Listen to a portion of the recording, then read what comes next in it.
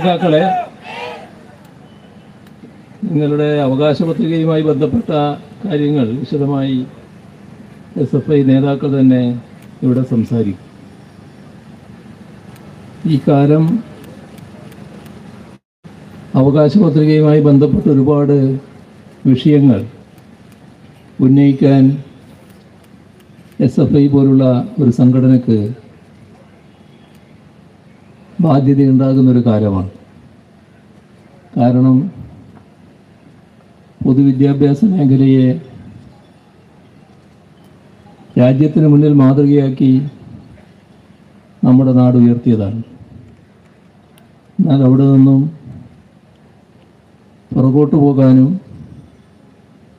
പൊതുവിദ്യാഭ്യാസ രംഗം തകർക്കാനുമുള്ള നീക്കങ്ങൾ നമ്മുടെ കേരളത്തിലും ഉണ്ടാവുകയാണ്.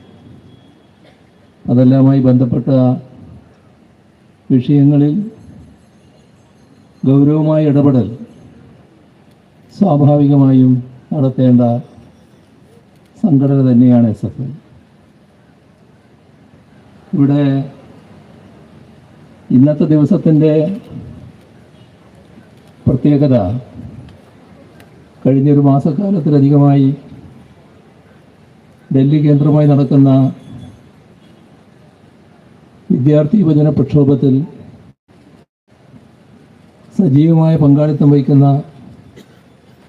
SFI ഇതുപോലൊരു പരിപാടി നടക്കുമ്പോൾ സ്വാഭാവികമായും അതിലേക്കാണ് നമ്മുടെ എല്ലാവരുടെയും ശ്രദ്ധ തിരിയുക.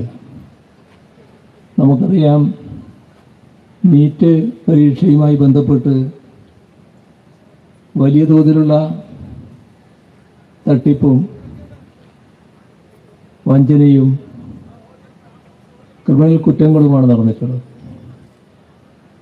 ഇവിടെ 25 ലക്ഷത്തിൽ പരം വിദ്യാർത്ഥികൾ ബന്ധപ്പെടുന്ന പരീക്ഷയാണ് നീറ്റ് പരീക്ഷ. ഈ പരീക്ഷയിൽ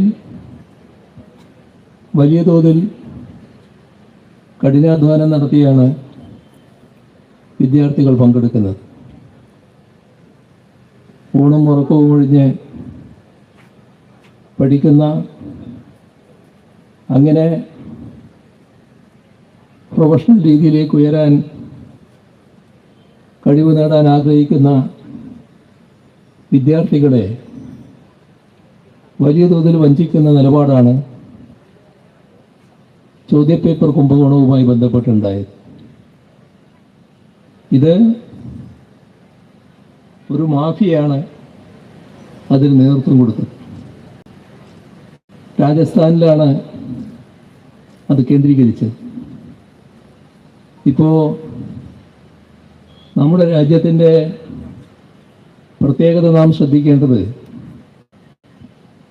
എന്തോ കാരണത്താൽ ഈ പറയുന്ന തട്ടിപ്പിന് നേതൃത്വം കൊടുത്ത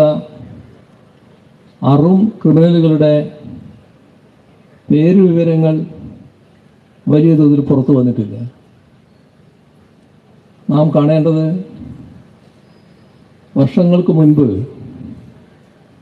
നമ്മുടെ രാജ്യത്ത് വലിയ തോതിൽ ഉയർന്നു കേട്ടൊരു പേരായിരുന്നു ഹർഷത് മേത്തയുടേത്. അത് ഓഹരി കുംഭകോണവുമായി ബന്ധപ്പെട്ട കേസായിരുന്നു. അന്ന് രാജ്യത്തുള്ള എല്ലാവർക്കും ഹർഷത് മേത്തയുടെ പേരറിയാമായിരുന്നു. ഇന്ന് ഈ വലിയ തട്ടിപ്പിന് നേതൃത്വം കൊടുത്ത മാഫിയയുടെ തലവൻ്റെ പേർ പോലും നമ്മുടെ രാജ്യത്ത് വലിയ തോതിൽ പ്രചരിപ്പിക്കപ്പെടുന്നില്ല. അതിന് കാരണം അവരെ വൻതോതിൽ സംരക്ഷിക്കുന്നു എന്നുള്ളതാണ്. രാജസ്ഥാനിലെ ഭാരതീയ ജനതാ യുവമോർച്ച നേതാവ് ഒരു ദിനേശാണ് ഈ മാഫിയയുടെ തലവനായി പ്രവർത്തിക്കുന്നത്.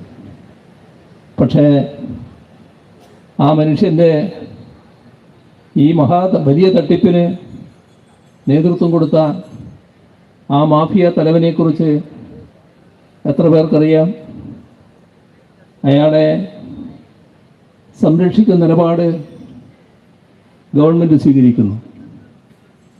അതോടൊപ്പം തന്നെ എന്തെല്ലാമോ കാരണങ്ങളാൽ ആ പേര് പുറത്തു വരാതിരിക്കത്തക്ക സമീപനം രാജ്യത്തെ പല മാധ്യമങ്ങളും സ്വീകരിക്കുന്നു. അവിടെയാണ് ഏറ്റവും വലിയ കള്ളക്കളി ദൃശ്യമാവുന്നത്. സാധാരണഗതിയിൽ ഗൗരവമുള്ള വകുപ്പുകൾ ചുമത്തി കേസെടുക്കേണ്ടത് സംഭവമാണിത്. എന്നാൽ ഇത്തരം ആളുകൾക്കെതിരെ ഗൗരവമായ വകുപ്പുകൾ ചുമത്തിയുള്ള കേസ് പോലും എടുത്തിട്ടില്ല എന്നാണ് കാണാൻ സാധിക്കുക. ചോദ്യം ചെയ്തുകൊണ്ട് വൻ നിരയാണ് വിദ്യാർത്ഥികളുടെയും യുവജനങ്ങളുടെയും വൻ നിരയാണ് രാജ്യ തലസ്ഥാനത്ത് കേന്ദ്രീകരിക്കുന്നത്. ആ കാര്യത്തിൽ വലിയ പങ്ക് SFI പോലുള്ള സംഘടന വഹിക്കുന്നുവെന്നത് ഏറ്റവും പ്രധാനം തന്നെയാണ്. കഴിഞ്ഞ ദിവസങ്ങളിൽ വലിയ തോതിലുള്ള വിദ്യാർത്ഥി വേട്ട, യുവജന വേട്ട ഡൽഹിയിൽ പോലീസ് നടത്തുകയുണ്ടായി. കേന്ദ്ര ഭരണാധികാരികളുടെ നിർദ്ദേശമനുസരിച്ചാണ് പോലീസിൻ്റെ അതിക്രമങ്ങൾ അവിടെ ഉണ്ടായത്. ഒരു കുട്ടി അത്യാസന്ന നിലയിൽ ICUവിൽ ഇപ്പോൾ കിടക്കുകയാണ്. ആ പെൺകുട്ടിയുടെ ജീവിതം ത്രാസിൽ തൂങ്ങുന്ന അവസ്ഥയിലാണ് നിൽക്കുന്നത്. അത്രയും ഗൗരവമായ പരിക്കുകളേറ്റിരിക്കുന്നു, മാരകമായ പരിക്കുകളേറ്റിരിക്കുന്നു. അത് പോലീസിൻ്റെ ക്രൂരമായ മർദ്ദനഫലമായാണ്. ഇത്തരം നടപടികളിലൂടെ വിദ്യാർത്ഥികളെയും യുവജനങ്ങളെയും പിന്തിരിപ്പിക്കാം എന്നാണ് കേന്ദ്ര ഭരണാധികാരികൾ കരുതിയത്. പക്ഷേ വിദ്യാർത്ഥികളുടെയും യുവജനങ്ങളുടെയും വൻ നിരയാണ് ഡൽഹിയിൽ കുതിച്ചെത്തിക്കൊണ്ടിരിക്കുന്നത്. രാജ്യ തലസ്ഥാനം ഇപ്പോൾ ഈ വൻതോതിലുള്ള യുവജന വിദ്യാർത്ഥി നിരയുടെ ഭാഗമായി ഉയർന്നു വരുന്ന പ്രക്ഷോഭത്തിൻ്റെ കേന്ദ്രമായി മാറിയിരിക്കുന്നു. മാരകമായി പരിക്ക് പറ്റിയവരെക്കുറിച്ചുള്ള വാർത്ത ഒരു ദിവസം കേട്ടത്, ഈ അടുത്ത ദിവസം 70 പേര് ആശുപത്രിയിലായി. ആ 70 പേരിൽ 40 പേര് SFIക്കാരാണ് എന്ന വാർത്ത കണ്ടു. അപ്പോൾ എത്രമാത്രം സജീവമായാണ് SFI ഈ പ്രക്ഷോഭത്തിൽ അണിനിരന്നിട്ടുള്ളത് എന്നതാണ് അത് കാണിക്കുന്നത്. ഇത് സ്വാഭാവികമാണ്.